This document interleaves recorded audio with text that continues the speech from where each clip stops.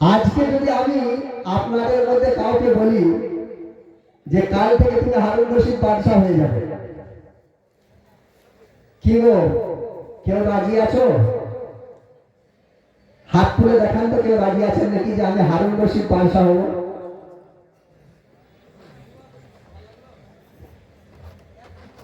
হারুন রশিদ বাদশাহ একমাত্র সন্তান, হারুন রশিদ বাদশার একমাত্র সন্তান। ছেলেটির বয়স 16 বছর। আজকে বলছে আমার খোকার 16 বছর বয়স, ইয়ার দিনের কি বুঝবে, ইয়ার দিন কি বুঝবে?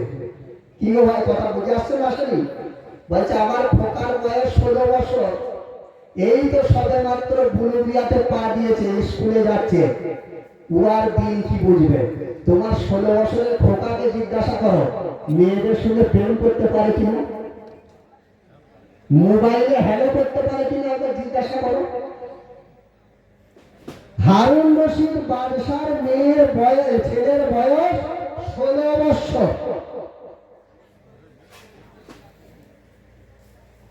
খুব বেশি বেশি তিনি জাহির ব্যক্তিদের কাছে যেতেন, আল্লাহ ওয়ালাদের কাছে যেতেন।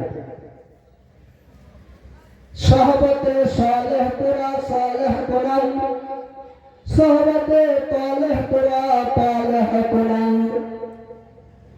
পৃথিবীর মানুষ যদি নেক সহবতের সাথে ভালো মানুষদের কাছে যদি তার উঠা বসা হয় তাহলে সে নেক হবে, আর বদকারদের কাছে যদি উঠা বসা হয় তাহলে তোমার সন্তান বদ হবে। এটাই তো স্বাভাবিক নাকি গো? তো তিনি বেশি বেশি জাহিদ মানুষদের কাছে বসতেন। জাহিদ কাদেরকে বলে? যারা নিজেদের জীবনকে উৎসর্গ করেছেন আল্লাহর জন্য, আল্লাহ রসুলের জন্য, তিনাদেরকে জাহিদ বলা হয়। জাহিদ আল্লাহ ওয়ালাদের কাছে উঠা বসা করতেন, তিনাদের কাছে উঠা বসা করে তিনাদের কাছে থেকে তিনার দিল, ওই 16 বছরের সন্তানের দিল এমন সুন্দর তৈরি হয়েছে, এমন আল্লাহ ওয়ালা হয়েছে, এই দুনিয়াটা তার কাছে কিছুই নয়। যেটা রাসূলুল্লাহ সাল্লাল্লাহু আলাইহি ওয়াসাল্লাম বলেছেন সেটাই। রাসূলুল্লাহ সাল্লাল্লাহু আলাইহি ওয়াসাল্লাম কি বললেন?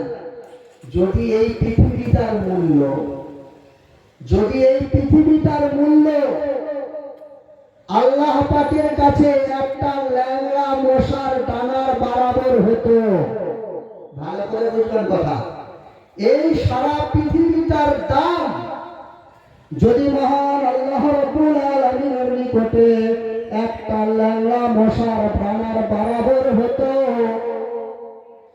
আল্লাহ রাব্বুল আলামিন বলছেন ওই পাপিষ্ঠদেরকে, ওই কাফিরদেরকে, ওই মুশরিকদেরকে, যারা আমার রুবুবিয়াত মানে না, আমার উলুহিয়াত মানে না, ওদেরকে এই পৃথিবীতে আমি এক ঘুট পানি পান করাতাম না, এক ঘুট পানি পান করাতাম না।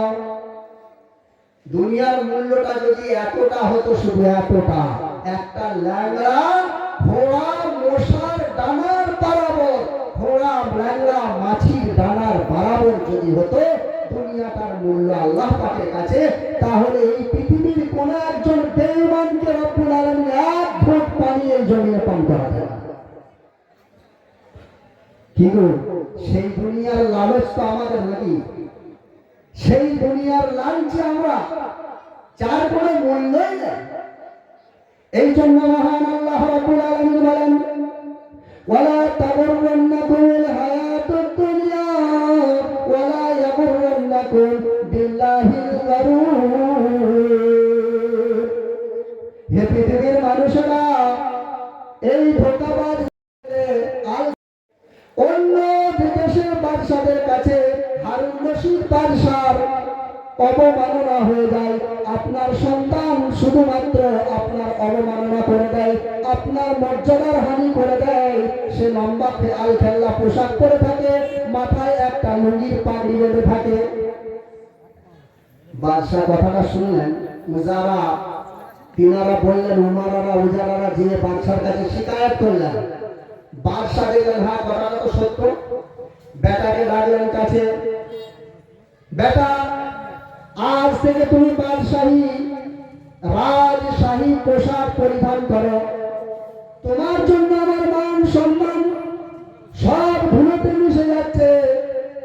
অন্যান্য দেশের বাদশাহের কাছে আমার মর্যাদার হানি হয়ে যাচ্ছে। বেটা কথাটা শুনলেন, কিছুই বললেন না।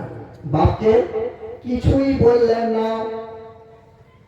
হঠাৎ আল্লাহর দোহাই দিয়ে দূরে একটা পাখি বসে থাকতে দেখতে পেয়েছে।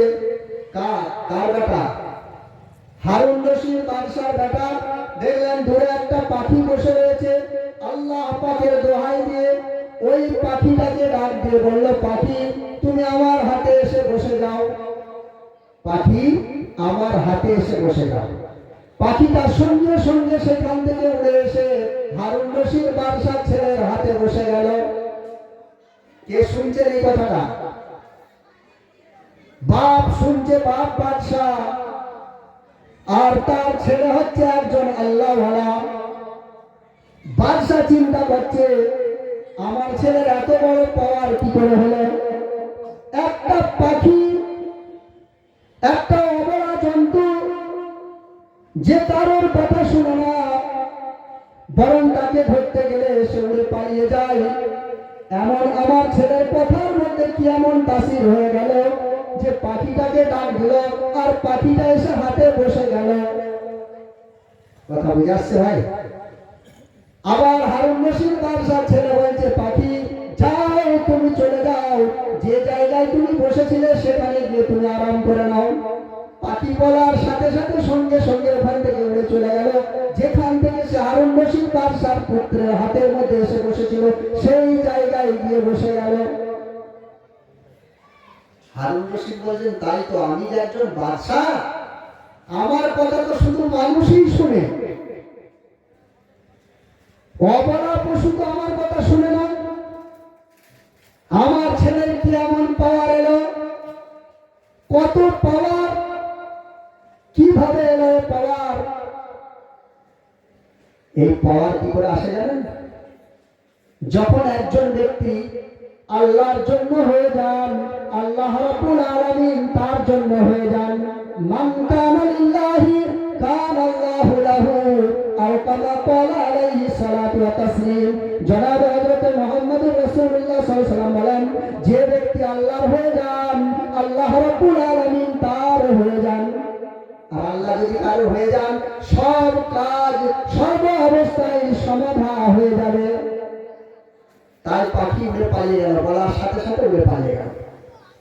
সন্তান বলছেন, আব্বা জান, আপনি বাদশাহ, আপনি দুনিয়াকে চিনেছেন, দুনিয়ার মান মর্যাদা বুঝেছেন। আমি আপনার ছেলে, দুনিয়াকে আমি তালাক দিয়েছি, অতএব আপনার কাছে থাকা আমার আর উচিত হবে না। আমি আপনার কাছে থাকতে চাই না, আমি আপনার কাছ থেকে বিদায় নিতে চাই। আছে কেউ এমন? বাদশার বেটা পালিয়ে যাবে বাপের কাছ থেকে? আজকে দেখেছেন, প্রধানমন্ত্রী হয়ে গেলে তার বেটারা জমিনে পা পড়বে না। প্রধানমন্ত্রী বাদ দেন, গ্রামের কোন একজন ছাজরা নেতা হয়ে গেলে তার ছেলে, সে বলবে সে ডাঙ্গার মেয়ে, আমি যেমন গাধা পৃথিবীতে আর কেউ নাই। কথা বুঝে আসছে ভাই? বাদশার ছেলে বাদশার কাছ থেকে পালিয়ে যাচ্ছে। কার জন্য পালিয়ে যাচ্ছে? কার জন্য যাচ্ছে? আল্লাহর জন্য পালিয়ে যাচ্ছে, আখিরাতের জন্য পালিয়ে যাচ্ছে, জান্নাত কামানোর জন্য পালিয়ে যাচ্ছেন। চলে গেলেন সোজা গিয়ে বাগদাদ থেকে বাসরা। বাসরা নাম শুনেছেন তো নাকি? বাসরা, বাসওয়াদ রয়া খাড়া জবর, বাসরা। আর বাগদাদ, বা গাইন দাল আলিফ দাল, বাগদাদ। বাগদাদ থেকে বাসরা পালিয়ে গেলেন। সেখানে গিয়ে একটা জঙ্গলেতে গিয়ে যাবার সময় যখন বাড়ি থেকে যাচ্ছেন, সঙ্গে কি নিয়ে যাচ্ছেন? একটা মাত্র কোরআনে মাজিদ, একটা মাত্র মুসহাফ, যে কোরআন মানুষকে মানুষ বানিয়ে দেয়। যে কোরআন মানুষকে জান্নাত ওয়ালা বানিয়ে দেন, যে কোরআন মানুষকে আল্লাহ ওয়ালা বানিয়ে দেন, যে কোরআন মানুষ তিলাওয়াত করবে আল্লাহ রাব্বুল আলামিনের কাছে সে চমকাতে থাকবে। হ্যাঁ, পৃথিবীতে যারা কোরআন তিলাওয়াত করে আল্লাহ পাকের কাছে তারা চমকাতে থাকে। তাই সাথে কোরআন, একখানা কোরআন নিলেন। একটা চামড়ার লোটা, কিসের লোটা? চামড়ার, প্লাস্টিকের নয়, চামড়ার লোটা। কি হবে ওই লোটাতে? ওই লোটাটাই সবকিছু, ওতেই পানি পান করবেন, ওতেই উজু করবেন, আর ওতেই নিজের জরুরত সবকিছু সেরে নেবেন। সেই জন্য একটা লোটা, একটা কোরআন আর একটা লোটা। কোথায় চলে গেলেন? চলে যাচ্ছেন কোথায়? বাগদাদ থেকে বাসরা।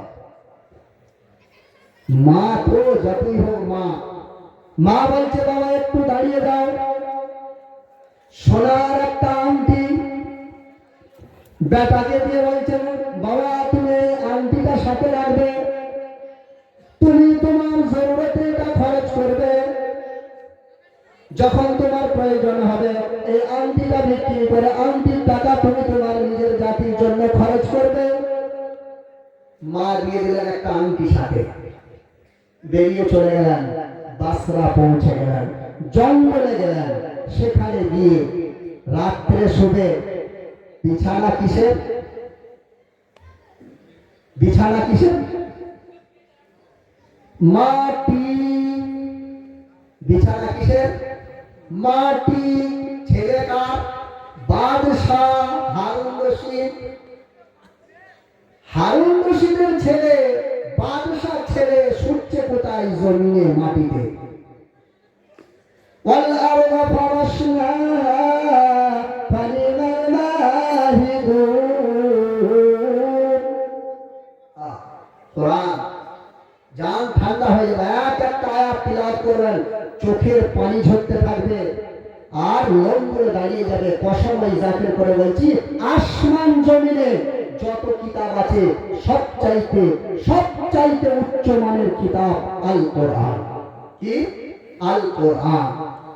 সমস্ত কিতাবের চাইতে কোরআন হচ্ছে এমন একটা কিতাব যে মানুষকে মানুষ বানিয়ে দেয়।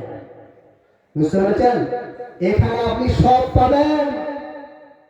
পৃথিবী যেদিন শুরু হয়েছে সেদিন থেকে নিয়ে যেদিন শেষ হবে সমস্ত কথাই কোরআনে পাবেন। আদম আলাইহিস সালাতু সালাম থেকে নিয়ে মুহাম্মদুর রাসূলুল্লাহ সাল্লাল্লাহু আলাইহি ওয়াসাল্লাম পর্যন্ত সব খবর আপনি এই কোরআনে পাবেন। আজকে কোন এমন কিতাব ফাতু বিসূরাতিন মিন মিথলিহি ওয়াদউ শুহাদাকুম মিন দুনিল্লাহি ইন কুনতুম সাদিকিন। যেদিন কাফেররা বলল মুহাম্মদ এই কিতাবটা তোমার বানানো কিতাব, এরকম কিতাব আমরাও তৈরি করতে পারি। আল্লাহ রাব্বুল আলামিন চ্যালেঞ্জ দিলেন, মুহাম্মদুর রাসূলুল্লাহ সাল্লাল্লাহু আলাইহি ওয়াসাল্লামকে বললেন আরবের ওই কাফেরদেরকে বলে দাও ইন কুনতুম ফি রাইবিন, যদি তোমাদের এই কোরআনের মধ্যে একটু সন্দেহ হয় ফাতু বিসূরাতিন মিন মিথলিহি, পুরো কোরআন বানাতে হবে না, এই কোরআনের মতো একটা ছোট্ট সূরা তোমরা বানিয়ে দেখাও। ফাতু বিসূরাতিন মিন মিথলিহি ওয়াদউ শুহাদাকুম মিন দুনিল্লাহি, আল্লাহকে বাদ দিয়ে তোমাদের যত পুতলানের মাবুদ আছে সমস্ত মাবুদগুলোকে এক কাছে করে নাও, সমস্ত মূর্তিগুলোকে এক কাছে করে নাও, সমস্ত তোমাদের ঠাকুর ফুকারাকে এক কাছে করে নাও, করে নিয়ে একটা মাত্র কোরআনের ছোট্ট সূরাতের মিশাল একটা সূরাত বানিয়ে দেখিয়ে দাও। ইন কুনতুম সাদিকিন, যদি তোমরা সত্যবাদী হয়ে থাকো। তো এই কোরআন মানুষকে মানুষ বানিয়ে দেয়। কি বুঝলেন? মানুষকে মানুষ বানিয়ে দেয়। তো তিনি চলে গেলেন, সেখানে বিছানা নেই, তাকিয়া নেই, একটা কেবলমাত্র ইটের টুকরা, হাফ ইট একটা ইটের অর্ধেক অংশ তিনি রাত্রিতে যখন শুতেন, দিনে যখন আরাম করতেন, ওই ইটের হাফ ইটকে মাথাতে নিয়ে শুতেন। খুব ভালো করে মনোযোগ দিয়ে শুনলেন, দুনিয়া কাকে বলে আর আখিরাত কাকে বলে, দুনিয়া কাকে বলে আর আখিরাত কাকে বলে, এই ঘটনাটা মন দিয়ে শুনুন, বুঝতে পেরে যাবেন। আর যদি দিলের কান দিয়ে শুনেন, চিন্তা ফিকির করেন, তাহলে ইনশাআল্লাহুল আজিজ আমি এত বড় কথা বলতে পারি, কোরআন থেকে বলতে পারি যে আপনারা হেদায়েত পেয়ে যাবেন। কি পেয়ে যাবেন? হেদায়েত পেয়ে যাবেন। কোরআনে আল্লাহ রাব্বুল আলামিন বলেছেন, সূরা জুমার 24 নম্বর পারা, ওয়াল্লাযীনা ইসতামিউনাল কাওলা ওয়া মান আহসানাহু উলাইকা হাদাহুমুল্লাহু ওয়া উলাইকা হুম উলুল আলবাব। তোমাদের মধ্যে যে সমস্ত ব্যক্তিদের কাছে কথা আলোচনা করা হয়, কোরআন থেকে সুন্দর সুন্দর কথাগুলো আলোচনা করা হয়, আর তার মধ্যে থেকে সুন্দর সুন্দর কথাগুলোকে তারা নিজেদের জেহেনে বসিয়ে নেয়, আর তার মধ্যে গবেষণা করতে থাকে, আর আকল দিয়ে চিন্তা ভাবনা করতে থাকে। আল্লাহ পাক বলেন, উলাইকা হাদাহুমুল্লাহ ওয়া উলাইকা হুম উলুল আলবাব। এরা হেদায়েত পেয়ে যাবে, আর এরাই হচ্ছে আকলওয়ালা, এরাই হচ্ছে জ্ঞানী মানুষ। তাই চিন্তা করবো আমরা এই ঘটনার উপরে। একটা মাত্র ইটের অর্ধেক অংশ, সেই অর্ধেক ইটটাকে মাথায় নিয়ে শুয়ে থাকতেন। চিন্তা করে নিলেন, ভাবনা করে নিলেন জিন্দগিটা কেমন ভাবে কাটাতে হবে। তাই তিনি সপ্তাহে একটা দিন লোকের মজদুরি করতেন। কি করতেন? একটা দিন কেবল মজদুরি করতেন, একটা দিন মানুষের লিভার খাটতেন। সোমবার দিন, এক সোমবার, তারপরে শনিবারের দিন, শনিবার দিন তিনি কি করতেন? তিনি লোকের কাজ করতেন। কি কথা বুঝে আসছে? শুনছেন? আমি জিজ্ঞাসা করলে বলতে পারবেন তো? ঘটনাটা আপনাদেরকে শুনিয়ে দেবো, আর আপনাদের কাছ থেকে আমি শুনে নেবো। বলতে পারবেন তো? পারবেন তো? তৈরি আছেন ইনশাআল্লাহ। তো তিনি শর্তের উপরে কাজ করতেন। কিসের উপরে কাজ করতেন? শর্তের উপরে।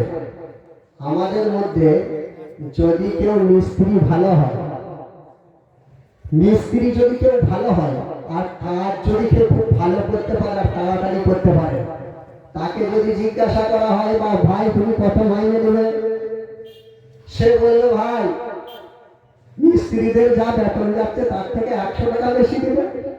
বলে কেন? বলে আমি কাজ ভালো করি, তাড়াতাড়ি করি, একটা মিস্ত্রি যা কাজ করবে সেই কাজটা আমি হাফ দিনে করে দেব, আর দুটো মিস্ত্রি একদিনে যা কাজ করবে আমি তাই একদিনে করে দেব। তাহলে 100 টাকা মাইনে আমি বেশি দেবেন।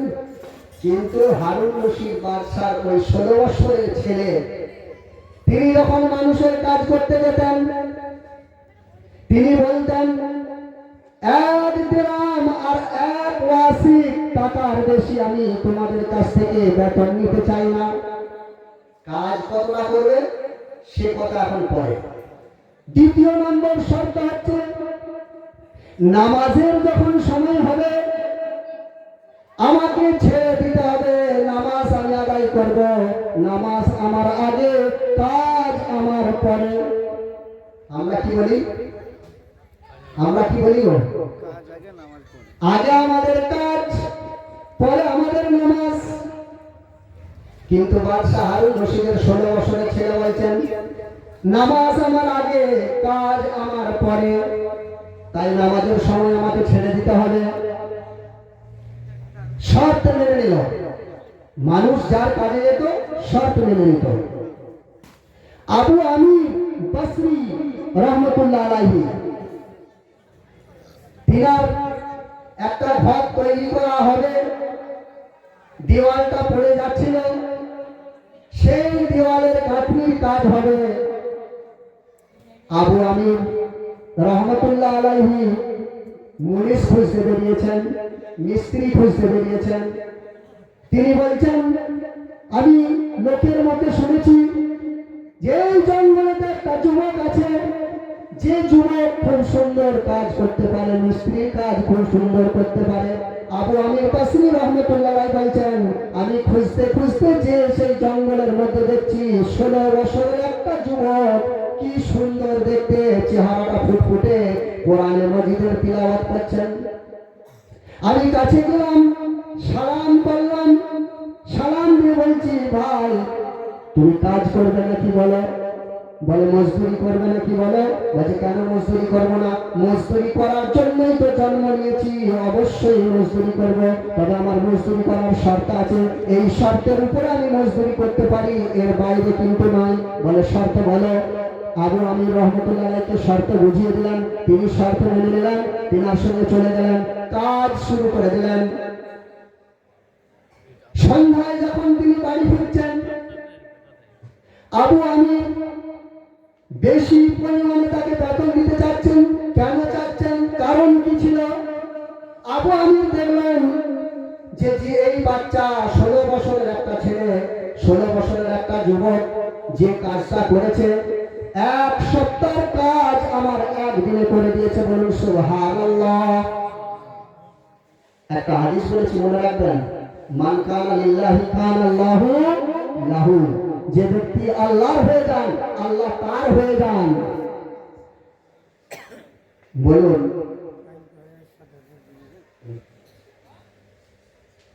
তাহলে কাজ বেশি হয়েছে, কাজ বেশি হওয়ার কারণে যে কাজ বেশি করে তাকে খুঁজবে না, যে কুড়ে মিস্ত্রি তাকে খুঁজবে মানুষ? কাজ যে বেশি করবে তাকেই খুঁজবে। এখন হারুন রশিদ বাদশার পুত্র, সে তো সপ্তাহে একদিন কাজ করেন, তিনি সপ্তাহে একদিন কাজ করেন। তাই তিনি আবার সেই জঙ্গলে চলে গেছেন। ইনি আবার লোকজনের কাছে জিজ্ঞাসা করছেন, বলে ওনাকে তো আজকাল পাবে না, 1 সপ্তাহ পরে সোমবার দিন অর্থাৎ শনিবারের দিনে আবার তাকে পাবে, কারণ তিনি সপ্তাহে একদিন কাজ করেন। তিনি বলছেন, 1 সপ্তাহ আমি অপেক্ষা করব, কারণ যে ছেলেটা এত সুন্দর কাজ করে, 1 সপ্তাহের কাজ একদিনে করে দেয়, সকাল থেকে সন্ধ্যে পর্যন্ত, আমার দরকার কি আছে? তাছাড়া তো তাকে দেখছেন আল্লাহ ওয়ালা, তাকে তো সবসময় আমি দেখছি যে সে কোরআনে পাকের তিলাওয়াতের মধ্যে ইনহিমাত হয়ে রয়েছে। তাই তিনি অপেক্ষা করলেন 1 সপ্তাহ।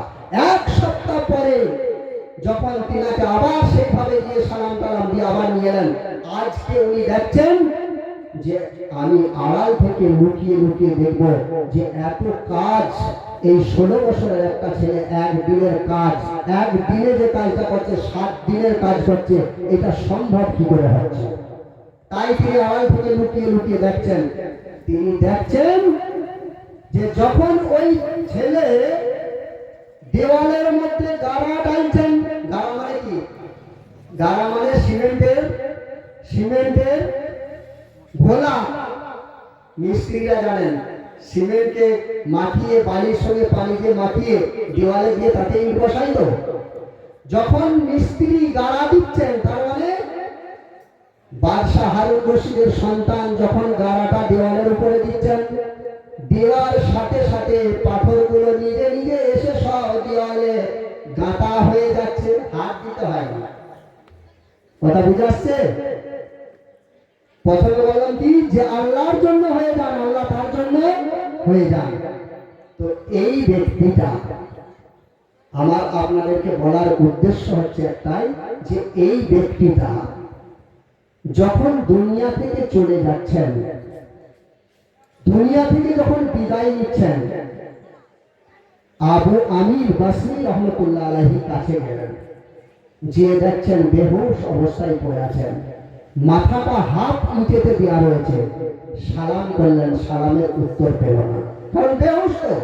বেহুশ ব্যক্তি সালামের উত্তর দিতে পারবে?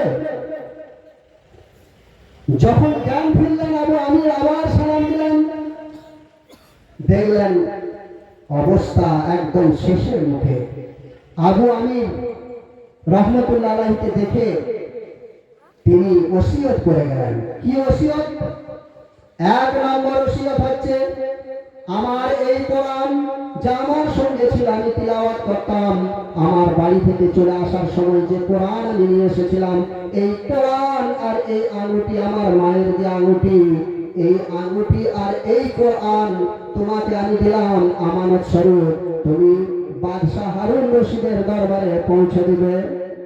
নম্বর দুই, যখন আমি মারা যাব, যে পোশাক আমি পরে রয়েছি, যে লুঙ্গি আমি আমার মাথায় তহবল বেঁধে রেখেছি, এই দিয়েই তুমি আমার কাফন দাফনের ব্যবস্থা করে দেবে। বলে, হুজুর এটা কেমন করে হয়?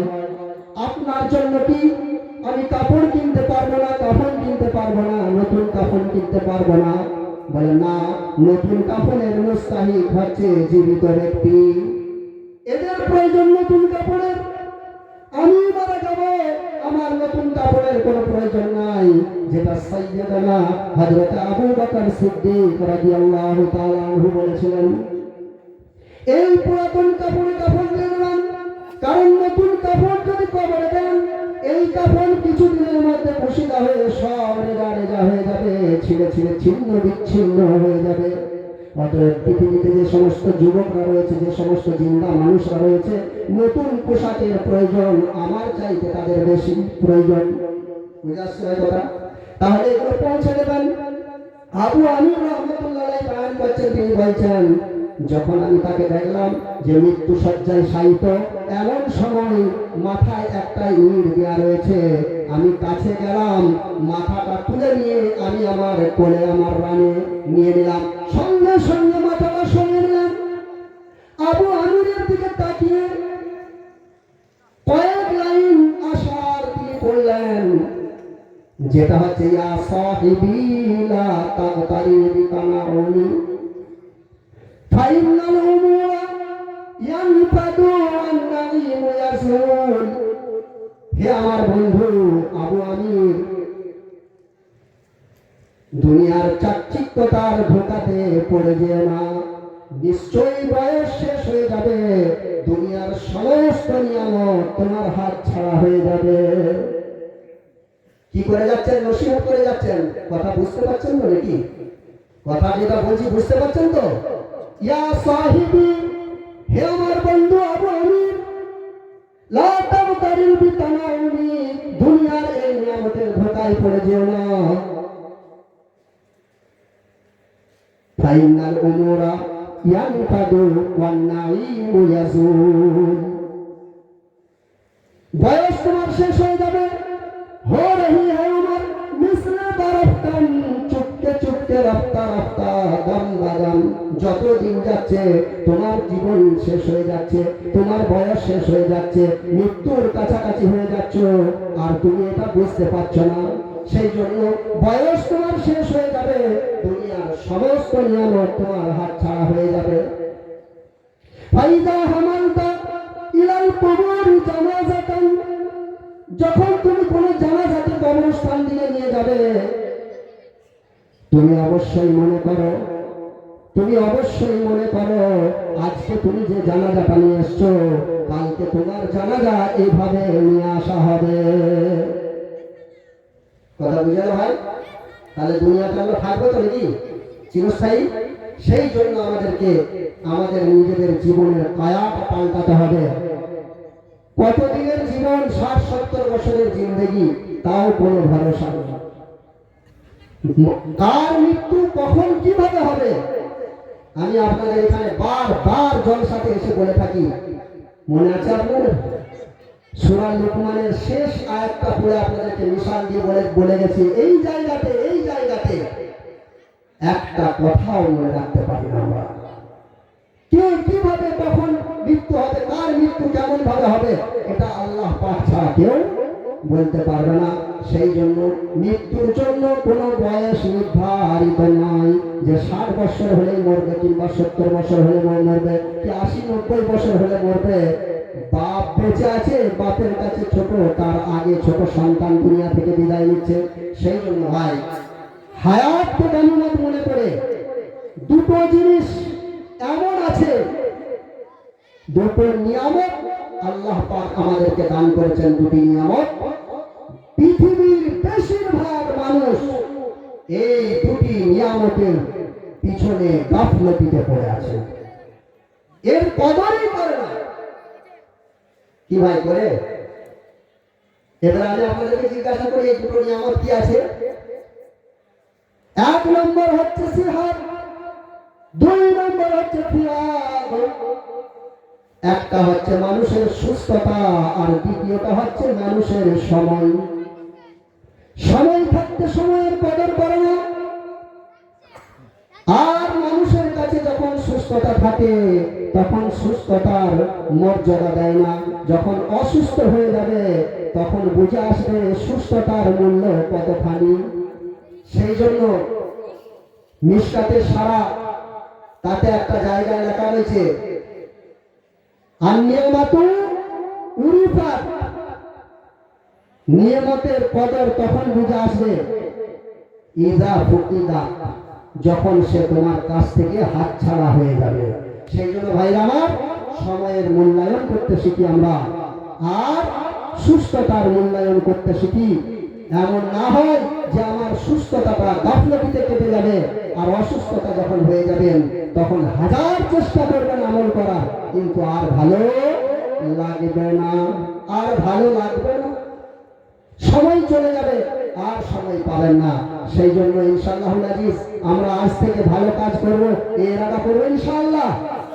হাত তুলে বলি আমরা ইনশাআল্লাহ আমরা নেক কাজ করব। আল্লাহ পাককে আমরা দেখিয়ে দিচ্ছি, আল্লাহ তুমি আমাদেরকে কবুল করে নাও। আল্লাহ পাক আমাদের সকলকে বলা শোনা আমল করার তৌফিক দান করুন।